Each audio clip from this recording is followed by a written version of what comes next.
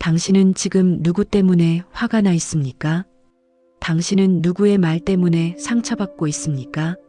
당신은 누구의 행동 때문에 짜증이 나 있습니까? 그 사람을 바꿀 수 있다면 당신의 모든 문제가 해결될까요? 당신은 지금까지 다른 사람을 바꾸려고 얼마나 많은 에너지를 소모했습니까? 당신의 남편을 바꾸려고, 당신의 아이들을 바꾸려고, 당신의 부모를 바꾸려고 얼마나 많은 시간을 낭비했습니까? 하지만 다른 사람은 변하지 않습니다. 오히려 당신이 더 힘들어집니다. 당신이 더 화가 나고 짜증이 늘어납니다. 오늘 당신이 들을 이야기는 이 모든 것을 근본적으로 바꿀 것입니다. 2500년 전 부처님이 말씀하신 지혜가 오늘 당신 앞에 살아날 것입니다. 당신의 인생에서 화와 짜증을 완전히 제거할 수 있는 방법을 지금부터 배웁니다. 부처님께서 중림 정사에 계실 때의 이야기입니다. 어느 출가 스님 중에 한 사람이 있었습니다. 그 스님은 말이 굉장히 거칠었습니다. 수행자인데도 불구하고 입에서는 계속 욕설이 나왔습니다. 명령조의 거친 말투로 다른 스님들과 대화했습니다. 당시의 신분이 낮은 사람들이 시장통에서 하는 말처럼 거친 표현들이 그 스님의 입에서 계속 흘러나왔습니다. 다른 스님들의 비난이 굉장했습니다. 어떻게 수행자가 저렇게 말할 수가 있느냐? 저것은 천한 사람들이나 하는 말이지 우리 같은 수행자의 말은 아니다. 스님이 돼서 어떻게 저런 말을 할 수 있는가? 이렇게 스님들의 비난이 계속되었습니다. 결국 이 문제는 부처님의 귀에까지 들어가게 되었습니다. 부처님께서 그 거친 말을 하는 수행자를 불러서 말씀하셨습니다. 하지만 부처님은 그를 꾸짖지 않으셨습니다. 대신 부처님은 그 수행자를 가만히 보셨습니다. 신통력으로 그의 과거를 살펴보셨습니다. 부처님이 본 것은 무엇이었을까요? 이 수행자는 과거 500생 동안을 천민으로 태어나 살았습니다. 거친 말 속에서 자라났습니다. 거칠고 험한 환경 속에서 살아왔습니다. 그렇기 때문에 아무리 수행을 해도 그 말버릇이 고쳐지지 않았습니다. 하지만 부처님은 깨달으셨습니다. 그 사람의 마음, 그의 본심은 그런 것이 아니라는 것을, 말투가 그런 것일 뿐 그의 내면은 착한 마음을 가지고 있다는 것을. 그래서 부처님께서는 다른 스님들에게 이렇게 말씀하셨습니다. 비구들이여, 이 거친 말을 하는 스님을 너무 심하게 비난하지 말라. 그런 악한 마음이 있어서 그런 거칠은 말을 하는 것이 아니기 때문이다. 그는 과거 많은 생애 동안 천민의 집에서 태어나 그런 천한 말을 익혀왔다. 검새까지도 그 습성이 남아 있어서 그렇게 험한 말을 하는 것이다. 그렇지만 이제 그의 마음속의 모든 악행을 건전하게 바꾸었기 때문에 설사 그가 말을 그렇게 한다 하더라도 그의 마음은 착한 것이다. 부처님의 이 말씀 속에는 깊은 자비심이 담겨 있습니다. 그것은 사람을 바꾸려는 것이 아니라 사람을 이해하려는 자세입니다. 당신이 지금까지 얼마나 많은 사람을 바꾸려고 노력했는지 생각해 보세요. 당신이 얼마나 많이 남을 비난하고 지적했는지 생각해 보세요. 당신이 얼마나 많이 다른 사람의 행동이 잘못되었다고 판단했는지 생각해 보세요. 하지만 부처님의 가르침은 다릅니다. 남을 바꾸지 말고 남을 이해하라는 것입니다. 남을 비난하지 말고 남을 이해하려고 노력하라는 것입니다. 그 이해가 없으면 당신 자신이 화가 난다는 것입니다. 그 이해가 없으면 당신이 계속 짜증을 낸다는 것입니다. 문제는 다른 사람이 아닙니다. 문제는 당신입니다. 부처님은 또 이렇게 말씀하셨습니다. 여기서 우리가 깨달아야 할 것이 있습니다. 내가 어떻게 하는가, 내가 어떤 마음을 가지는가, 그리고 다른 사람이 하는 것을 내가 어떻게 봐야 하는가 하는 것입니다. 이 분별이 없으면 우리는 법을 가지고 다툽니다. 우리는 법을 가지고 상대를 비난합니다. 우리는 옳은 교리를 가지고 상대를 판단합니다. 당신이 법문을 들을 때 당신은 당신 자신에게만 적용해야 합니다. 당신이 해야 할 일은 당신이 부드러운 말을 하는 것입니다. 당신이 마음을 정화하는 것입니다. 당신이 욕심을 버리는 것입니다. 하지만 많은 사람들이 법문을 들으면서 무엇을 합니까? 법문을 듣고 다른 사람이 떠오릅니다. 아, 이 말씀을 우리 남편이 들어야 되는데, 이 말씀을 우리 아이가 들어야 되는데, 이 말씀을 우리 어머니가 들어야 되는데, 얼핏 보면 매우 적극적으로 보입니다. 하지만 이것은 포교가 아닙니다. 이것은 자신이 불편한 것을 자신으로부터 해방되지 않으려고 상대를 고쳐서 상대가 자신의 마음에 맞도록 하려고 하는 세속적 관점입니다. 당신이 집에 가서 아내에게 또는 남편에게 말합니다. 오늘 스님 법문을 들었는데 사람은 남을 이해해야 한대. 남을 이해하지 못하면 자꾸 화가 나고 짜증이 난대. 그런데 보니 당신이 화내고 짜증내는 걸 보니 당신이 남을 이해하지 못해서 그래. 당신이 아이들을 이해하지 못하니까 요즘 한나고 짜증을 내잖아. 그러려면 당신이 먼저 아이들을 이해하세요. 이렇게 말합니다. 당신은 얼마나 많이 이렇게 했습니까? 당신은 얼마나 많이 좋은 말씀을 듣고 그것을 다른 사람에게 강요했습니까? 그렇게 하면 어떻게 됩니까? 법문은 달콤한 약이 아니라 칼이 됩니다. 당신이 들은 말씀이 다른 사람에게는 상처가 됩니다. 당신이 가지고 있는 옳은 교리가 다른 사람에게는 비수가 됩니다. 이것을 우리가 꼭 알아야 합니다. 부처님께서 말씀하신 것은 내가 어떻게 하는가 하는 것입니다. 내가 다른 사람을 볼 때 내 기준으로 판단하지 말고 그를 이해하라는 것입니다. 내가 화를 내거나 짜증을 내지 말라는 것입니다. 당신이 누군가를 보고 화를 내거나 짜증을 낸다면 그것은 그 사람의 잘못이 아닙니다. 그것은 당신의 기준 때문에 생긴 것입니다. 그 사람은 그냥 그 자리에서 그렇게 생각하고 말하고 행동할 뿐입니다. 그런데 그것이 당신의 기준에 안 맞으니 당신이 화를 내는 것입니다. 예를 하나 들어봅시다. 어떤 여인이 상담을 했습니다. 시어머니 때문에 힘들어 죽겠다고 했습니다.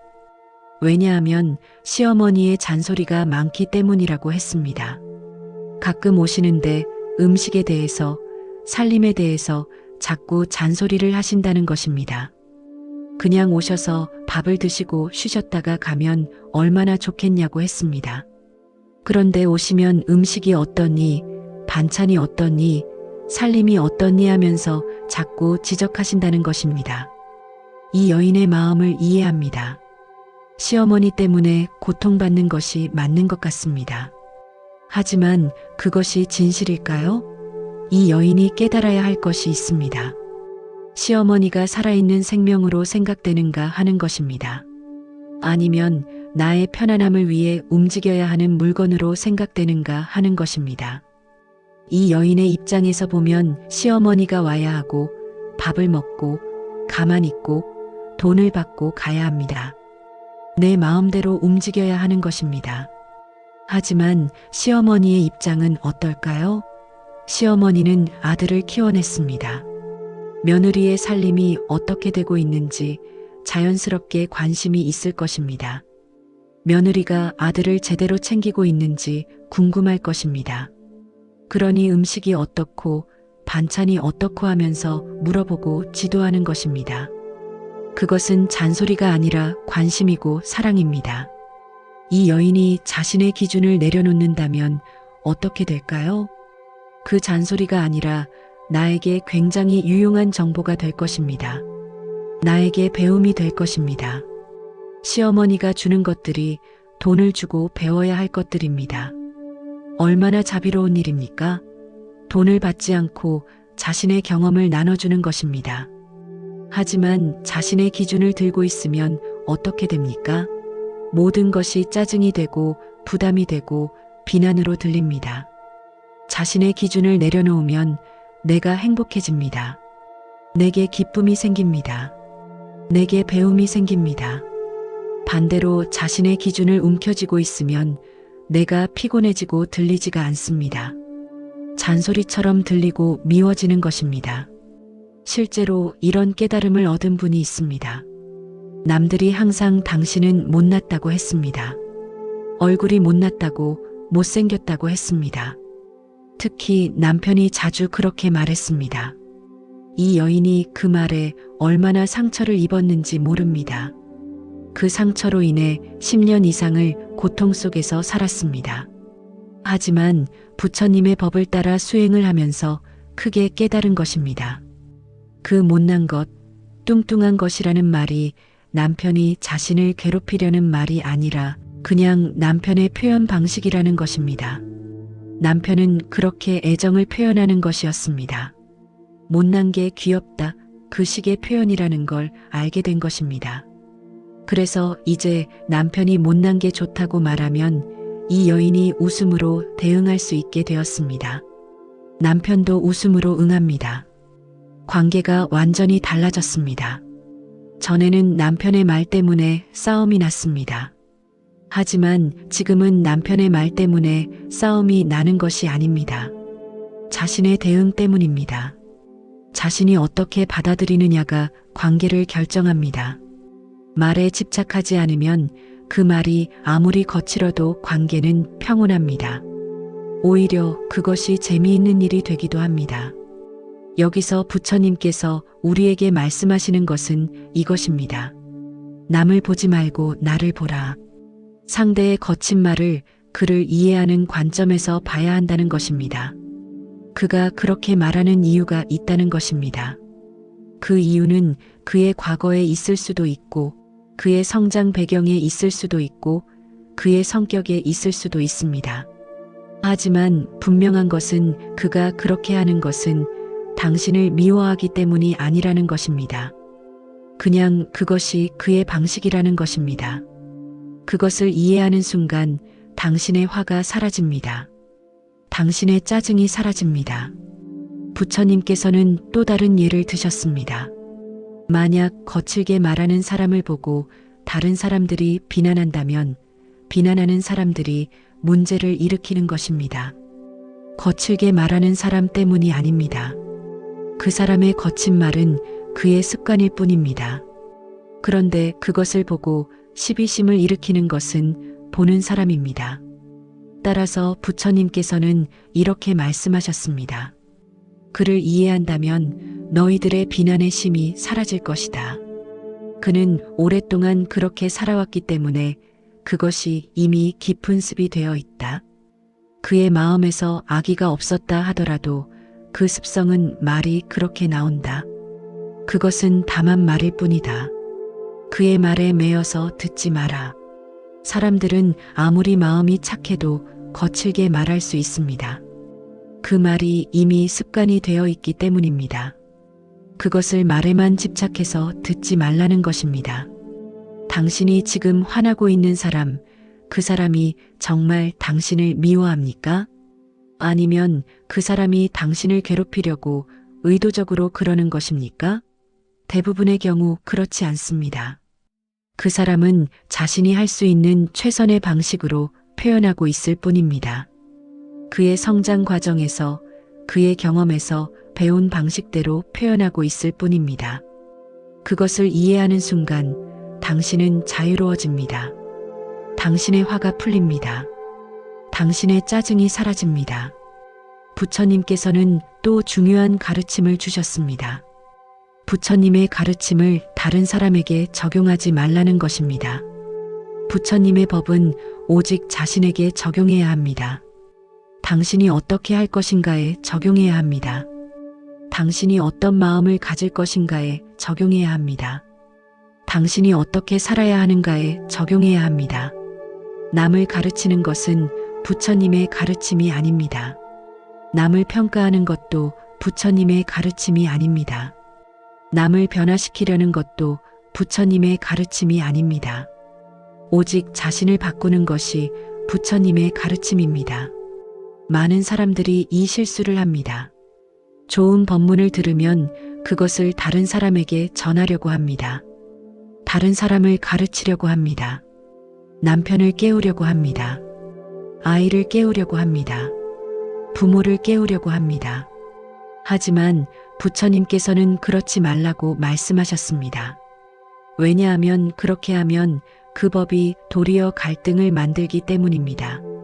좋은 약이 독이 되기 때문입니다. 칼이 되기 때문입니다. 당신이 법문을 들으면 당신이 깨달아야 합니다. 당신이 변해야 합니다. 당신이 행동해야 합니다. 그러면 자동으로 주변이 변합니다. 당신의 변화가 다른 사람을 감동시킵니다. 당신의 깨달음이 다른 사람을 깨우칩니다. 당신의 사랑이 다른 사람을 움직입니다. 남편과 아내가 모두 같은 법문을 들었다고 가정해 봅시다. 둘 다 자신에게만 적용한다면 어떻게 될까요? 집이 화목해질 것입니다. 하지만 둘 다 이 법문을 다른 사람에게 적용한다면 어떻게 될까요? 아내는 남편을 보면서 생각합니다. 남편이 잘 들었겠지. 이제 안 그러겠지. 남편은 아내를 보면서 생각합니다. 우리 아내가 아이들을 이해하게 되겠지. 서로가 상대를 판단하기 시작합니다. 서로가 상대를 평가하기 시작합니다. 그러면 어떻게 됩니까? 아무리 좋은 법도 갈등을 만듭니다.